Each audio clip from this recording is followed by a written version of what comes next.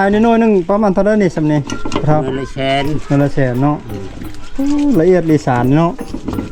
ผิวไม่พุ่งเพชรอย่างนี้ไอ้กล้วยป่าก ล้วยป่า โอ้พวกทำเขาด้วยมือ4 อันเลยอยู่จุดนี้มาเล่นมาท่องเที่ยวอดีบานทางห้ามอันนี้บานทางห้ามห่างจากจุดสุ่มมา3 กิโลเมตรห่างจากจุดสุ่มลานหอมา3 กิโลเมตรเป็นหมู่บ้านของคนพี่น้องชนเผ่าวารูเส้นเดียวกัน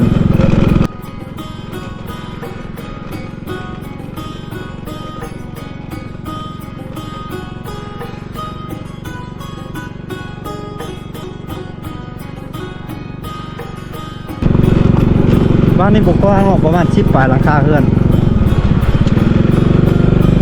บรรยากาศเงียบๆจากเว้นป้าดับงงเนาะคักกันเลย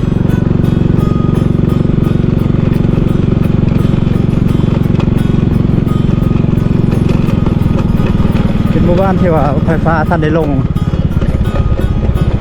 กว่าหมู่บ้านน้อยเลย11-12 ราคาเฮือนเท่านั้นอันนี้บรรยากาศหมู่บ้านตะเหลาวัดตะเหลาชุดสุมลานฮอเมืองเซโปนแขวงตะวันนาเขตเป็นบ้านของคนพี่น้องชนเผ่าบลูเช่นเดียวกันนี่คือเก่าเนาะโอ้หมู่บ้านพิตานาอยู่เด้อบ้านนี่คักเป็นบ้านป่าบ้านดอยบ้านกลางหุบเขาอีกเส้นเก่าเส้นเคยพี่น้องไง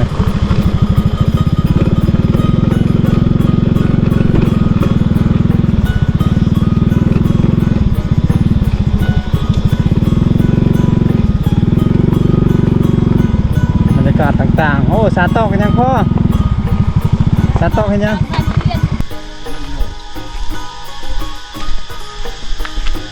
จันยังกระยังบ่นี่พอโอ้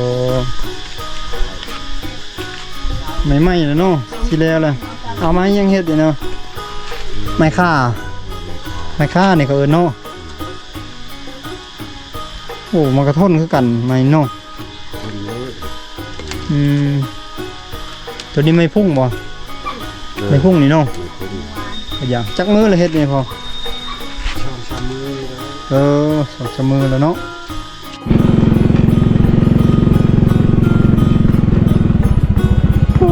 นึ่งเข้าบ่ค่อยโดยเนาะ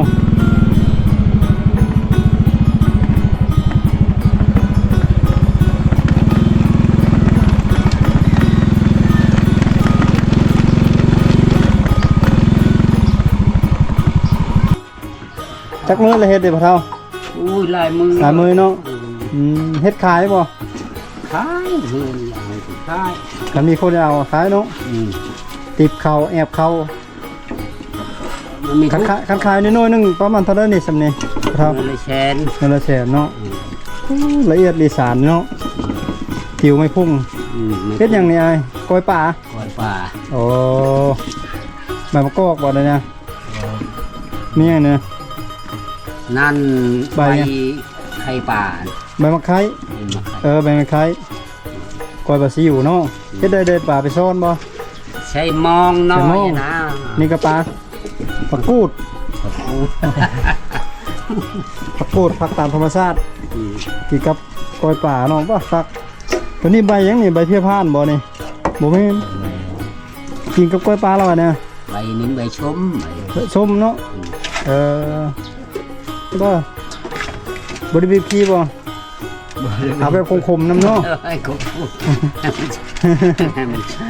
มันนัวเอาไปคมๆแบบใส่เพียน้ำเนาะโอ้เอานี่ซี่ลงคักเน่เนาะจะแง่ได้ดอกฉันแง่บ่ได้เนาะบ่ได้อุ้ย30เข้านี่ตัวนี้แล้วตัวนี้เนาะยังมาแล้วตัวนี้ได้สาตัวนี้นี่จักมือ3นี่2 มือแล้วบ่พอขับจานนึงกันแล้วนี่ตัวนี้3สบายกว่าซะเนาะตัวนี้ยากตัวนี้ที่เขายากกว่ายิบแล้วก็วายข้างในด้วยนี่เนาะ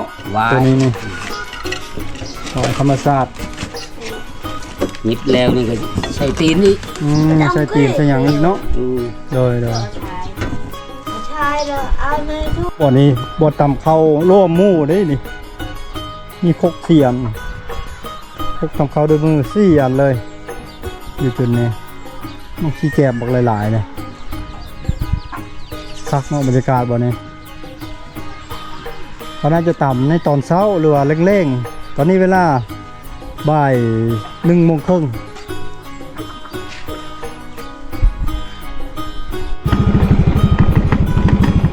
เดินทางต่อเฮาเลาะไปเรื่อยๆเลาะไปเรื่อยๆโอ้น้ำบาดาลเนาะอยู่นี่น้ำบาดาลทางหมู่บ้าน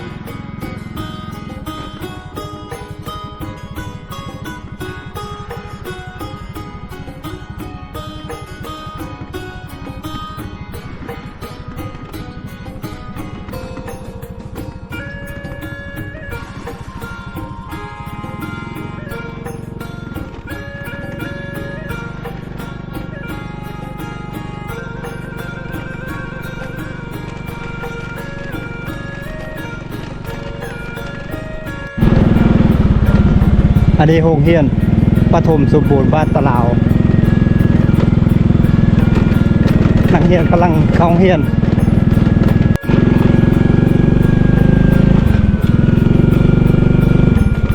อาชีพหลักๆของคนภายในหมู่บ้านนี่ก็คือการเฮ็ดไร่เฮ็ดนาเฮ็ดหัวเฮ็ดสวนปลูกฝังเลี้ยงสัตว์วัดที่บ่มีได้อยู่เขตนี้ต้องเมนอยู่พุ่นบ้านนาโทษบางให้บ่จะมีวัด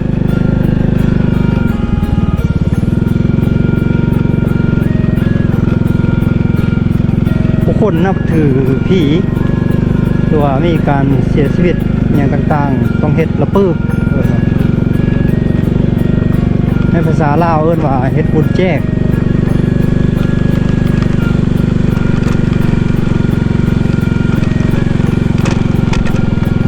เป็นหมู่บ้านตั้งอยู่ตามปู่ตามผา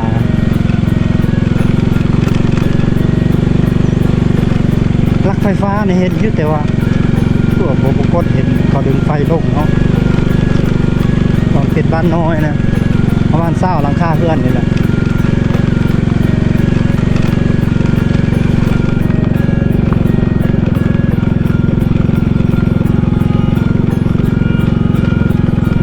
โอ้ตั้งเพื่อนไม่ว่าวันนี้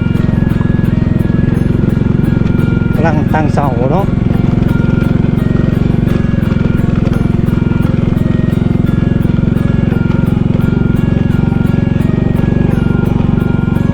เอาสังเกตเห็นว่าข้างหลังของวัดนี่ของหมู่บ้านนี่มีแต่ผู้แต่ป่ามีแต่ป่าแต่ดงโอ้ขนาดนั้นจุดไฮแลนด์นะกว้างเนาะเขาเห็นโอ้เหือนหลังนี้คักเลยดังอยู่บนนี่สุดเขตบ้านตลาดอ้าวอยู่เหือนหลังนี้มีผู้สาวอีกโอ้ผมคักเลยบนนี่โอ้สุดยอดเป็นทางเนาะกกไม้ตีนเป็ดได้ประโยชน์ขนาดเลยพี่น้องมีเปมัดเปมันอย่างนอนเลยครับเย็นสบายดี อากันเฮ็ดยังอยู่เนาะให้ที่เจ้าบอกกว้างเลยข้างหลังว้าระบึง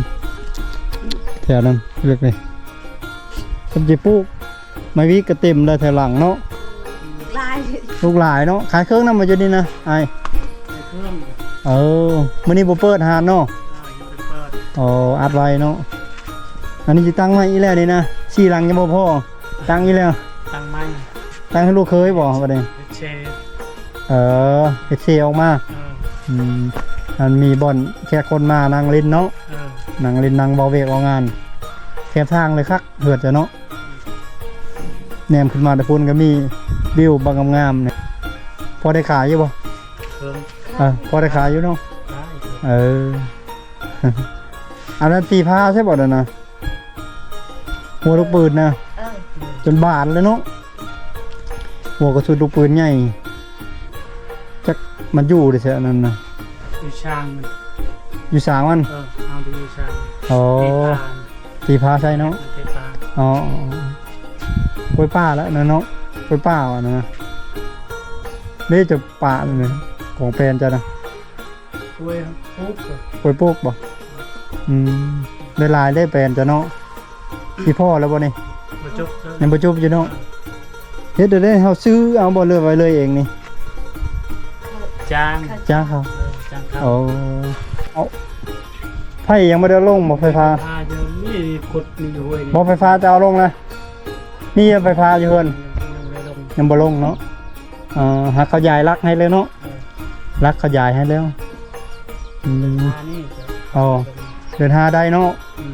อ๋อเดินหาเขาจะเอาไฟลงให้สบายแล้วบัดนี้เจาะอยู่ลมมันบ่คันมีไฟสิเจาะน้ำกระดาษเดี๋ยวลมมัน จบได้ อันเดี๋ยวนี้สิเจ้ากินน้ำอยู่ไส กินน้ำห้วยลม น้ำห้วย น้ำ อยู่ลมนี้อ๋อไก่เตอร์บ่ลงบัดนี้ ใช่ อ๋อ นี่ห้วยตัวนี้ก็นั่น โอ้อยู่นี่ก็มีน้ำกันอยู่เนาะบ่มีน้ำบาดาลบ่อยู่บ้านนี่ น้ำดา น้ำบาดาลโล่งก็มีอยู่กลางบ้านพุ่นเนาะ อาบน้ำร้าน อาบอยู่หั่นแต่กินน้ำห้วยแซ่บกว่าเนาะ น้ำห้วยมันเป็นน้ำธรรมชาติเลยเนาะแช่คันไผอยากเฮ็ดบุญเฮ็ดหยังอยากไปเฮ็ดบุญอยู่วัดอยู่ไสนาโทษบ่ วัด บ่มีวัดเลยแถวนี้ วัดบรรณโทน มีแต่วัดนาโทษเพิ่นแหล้วเนาะไผอยากเฮ็ดบุญไกลเติบได้ไปวัดนาโทษได้7-8 หลักเนาะไปนี่เนาะ ประมาณนั้น อ้าวสวัสดี โดยสวัสดีพ่อแม่ขุดเอาเลยเนาะปลูกจังนี่ มันนี่ ปลูกไม่วิกเนาะโอ้เขาคิดว่าเจ้าจะปลูกบัดต้นซะดอก ปลูกต้นบ่ขุดคุมเลิกปานนี้ดอกเนาะป้าโตกว้างเติบเนาะแล้วบ่พันหนึ่งนี่ ช่องมันปะช่องไอ้ตาบาย 2 เฮกตาร์ปลายโอ้กว่าเอ้ยพัน2 เฮกตาร์ปลายเนาะเฮ็ดได้เนี่ยซื้อเองบ่เบเด้ ไอ้ทางหัวจีน โอ้โครงการของจีนเนาะเฮาอันมีเนื้อที่ดินเฮาขุด ขุดเอง เฮาทางเฮาจูดเฮาขุดเอง แล้วมันเอาเบียร์มาให้ เบียร์มาให้ ปัดฮอนยามตัดขายราคาให้มัน ขายให้มันตัดเอง แบบนั้น ละ เนาะ ไมเนี่ยเพิ่นก็จ่ายเงินให้ โดยค่าบำรุงรักษาเนาะ ค่ารักษาค่าใช้ผู้แต่ละปี ค่าบำรุงรักษาค่าการใช้ปุ๋ยใช้หยังเดี๋ยวเขาจ่ายเงินให้ ทางเนี่ยเขาก็ใช้ บัดฮอนยามขายแล้วก็เขาซื้อนำเฮาอีก แต่ว่าจะไล่ราคาขายที่ว่าอันนั้นแหละเนาะบวกลบคูณหารอยู่หั่นแหละอย่างนั้นเนาะโอ้กว้างเติบเนาะขุด2 เท่านี่ 2 เท่าดิเฮ็ดได้ กว้างเติบ2 เฮกตาร์ปลายป้าโธ่ทางได้ทางเองบ่ได้จ้างเขาได้พอ ขายเองนะ โอ้โต เอ้าขนมหวานบ่อีหยังมาตอนแล้วขนมหวานยำ โดย นี่ลูกเฮ็ดบ้านละโทษหมดเฮ็ดอันนี้ โอ้ หมดอันนี้ อันนั้นเขตบ้านโทษบ่นั่นน่ะ หน้าเขาหมดอันนี้ พ่ออยู่บ้านได้พ่อ บ้านทางหามนี่ โอ้อยู่ทางหามเนาะทางหามตะลาวนี่โดยกำลังโจทย์เนาะโดย มันต้นมันก็เฮ็ดอัน โดยเอา ให้คนมัน ตามสบายเอาเลยตามสบายแล้วได้ ชื่อคักเนาะเป็นแถวจึดเลยเนาะโอ้ ก็เฮ็ดอันนี้ละ2 เท่า โดยคุดคุเช้าคุณเช้าเนาะเช้าคุณจับจิบปุ่นเป็นแถวไปเลยมาเล่นมาท่องเที่ยว